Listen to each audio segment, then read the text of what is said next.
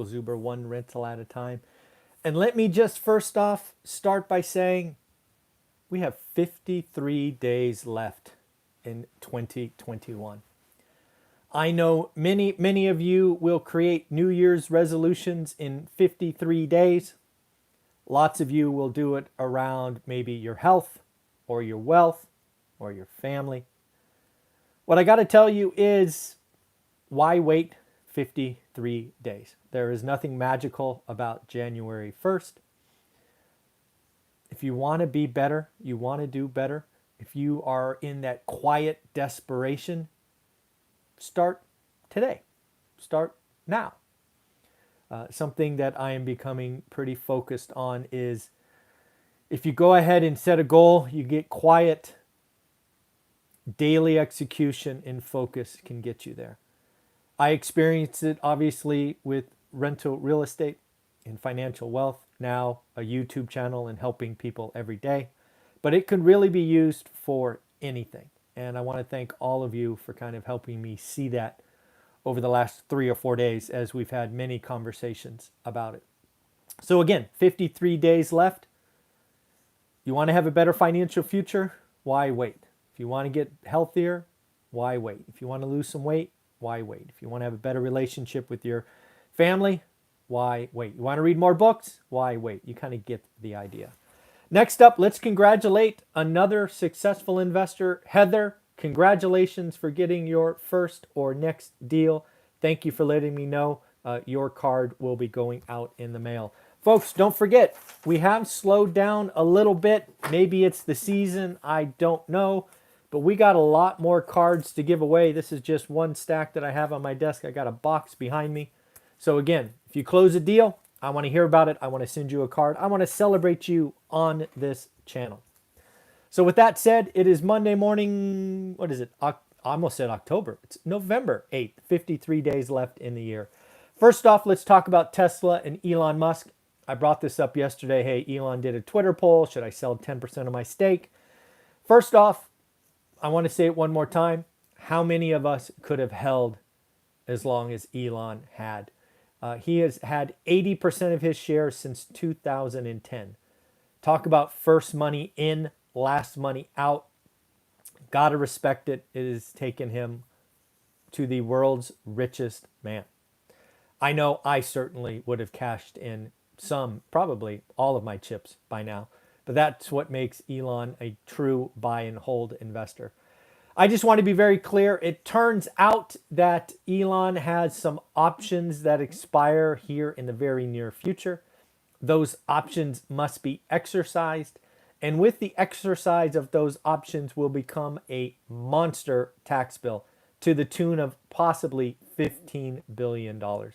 So simply said, Elon's Twitter poll was kind of maybe not as authentic as I thought it was in the beginning. Turns out that he needs to get liquid because he's got a huge tax bill coming. Again, it's just interesting seeing the entire picture. Again, Elon has held these options until they almost are expired. And if he doesn't exercise them, they're worthless. So believe me, he is going to exercise them. He is going to get liquid. He is going to cut that check. Next up, as we move forward, you can see that there will be some winners because of this hard infrastructure bill. Yes, folks, we've signed, or President will be signing very shortly, another $1 trillion hard infrastructure bill. Caterpillar popped this morning, right? When you're doing freeways and railways and all of these other things, you need heavy equipment, and Caterpillar will be a huge beneficiary of that. Oil also popped higher this morning because, again, there are expectations that oil will be further in demand in a very tight supply market. So it would not surprise me if oil hit $100 a barrel before the end of the year. OPEC is not relenting. They are not opening the spigot.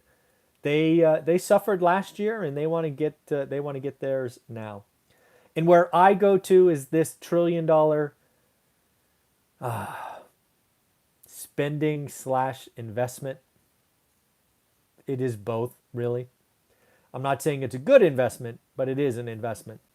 And maybe it is a good investment. I haven't looked at the details, so I don't know. But it is without question going to add further demand on a tight, tight, tight labor market. Wages are going up. We are in for a wage cycle like we haven't experienced in my adult life. It is going to feel good until it doesn't. If you follow me on Instagram, I put out a meme, I think, on Saturday. Basically 2 frames. The first one is, hey, congratulations, you got a raise. And then the next frame, inflation is giving you a big hug because it does not feel good. You have a 5% raise and 8% inflation. You are not ahead, you are behind. People don't see it. They don't get it. Inflation is a tax. I wish more people understood that. Looks like hotels are out trying to sing a song. All right, hotels are talking about being busy. The weekends are flush with vacation travelers, all good. But hotels need business travelers. As someone who routinely spent 100 nights a year in hotels, and platinum, worst day of my life was getting that platinum Marriott card. When you think about hotels and business travels, there are really 3 things to think about. 1, client meetings. Client meetings are going to come back if they're not back already. There are just things in complex sales and multi-million-dollar sales and financials and all of this where client meetings face-to-face, press the flesh has to happen. I believe it will happen half as much. I believe there was a lot of business travel that was non-essential. And as we go forward, business travel for clients will come back, but I suspect half as much. Number 2, having run sales teams, having been part of sales teams for 20 years, there is this thing called a QBR, Quarterly Business Review. Quarterly business reviews at a minimum are something you would do as a sales rep with your leader.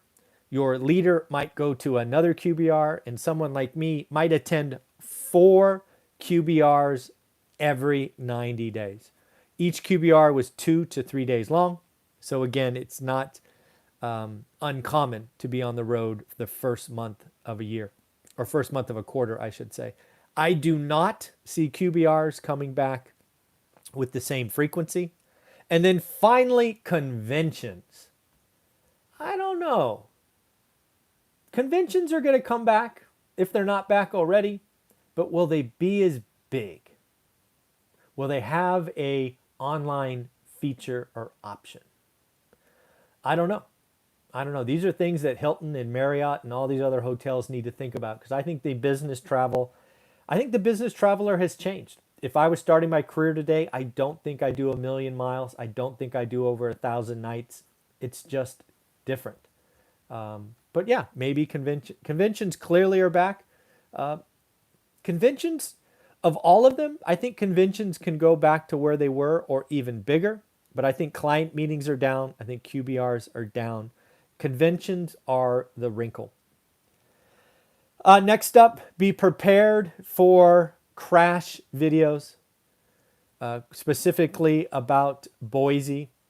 There are statistics about rents in Boise crashing. Now I say crashing with tongue in cheek. They crashed 3.2% from September to October. Realize that in Boise, folks, it gets cold. There's like winter there. So if you are in Boise, you know that typically in October, November, and December, rental occupancy goes down. Rental rates go down. This is seasonal. But again, there will be plenty of channels, and you and I know who they are going to talk about rental rates in markets crashing.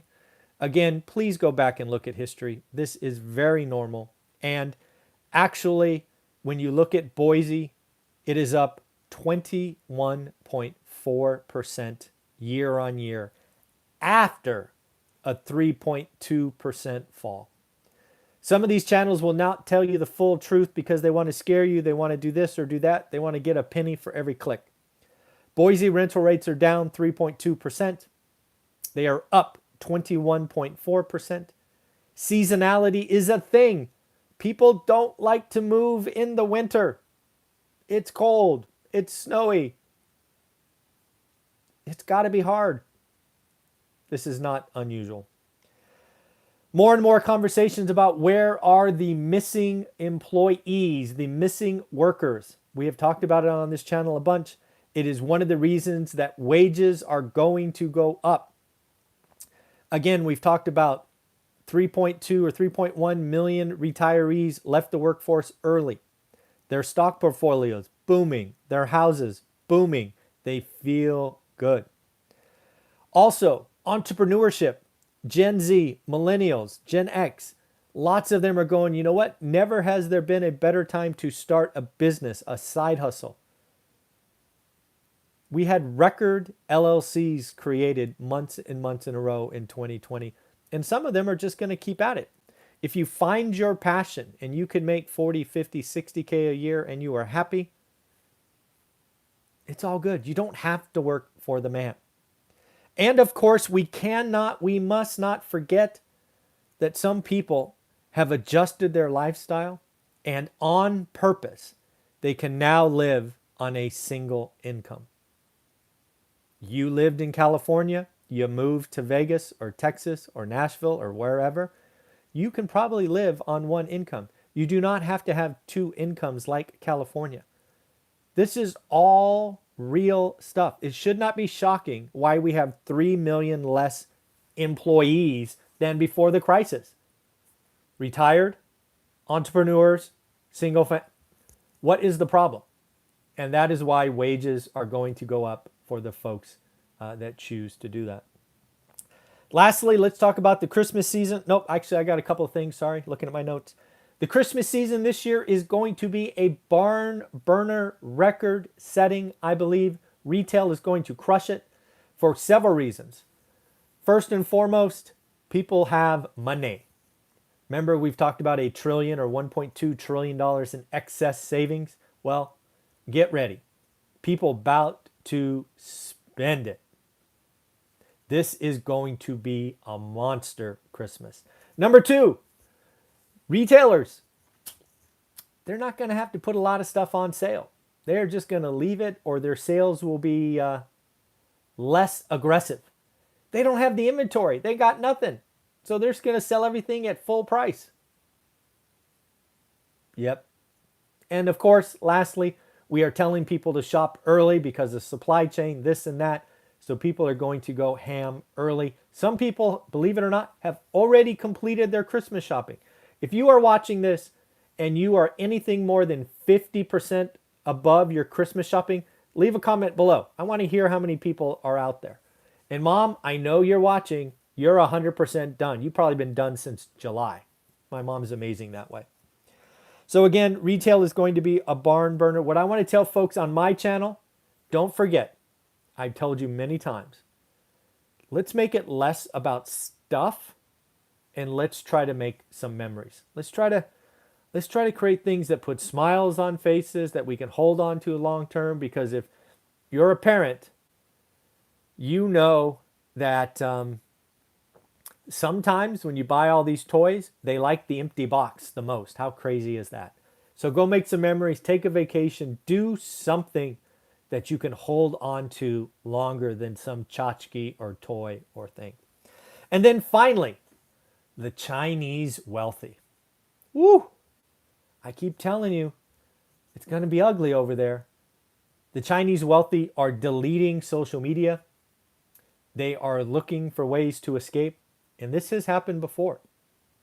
Did you know that the wealthy in Chinese in 2012, you know what they did when they got a little pressure from the Chinese government? They bought art. They looked to buy art as a way to, quote unquote, launder or hide or whatever their money. Here's the deal, folks. In the Chinese economy right now, there is a tax on investment money, investment earnings. There's a tax on making money. So now the rich, the wealthy, shoot, the middle class, they're looking to hide money. That is not an economy that you want to be a part of. If the middle class in the rich in the US were interested in hiding money, this economy would come crashing down. That is what's happening in China. Not to mention that they have all this real estate that is empty that they now are probably going to have to sell at a discount to raise cash. It is going to get really bad, really ugly, really soon. So that's what I got for you today. It is Monday. What is it? The 8th, I think. I can't quite see. I need some glasses. But we will talk to Greg Dickerson here at 8 o'clock and a couple of other friends at 9 and 9:30. Have a wonderful day. Take care. Bye-bye.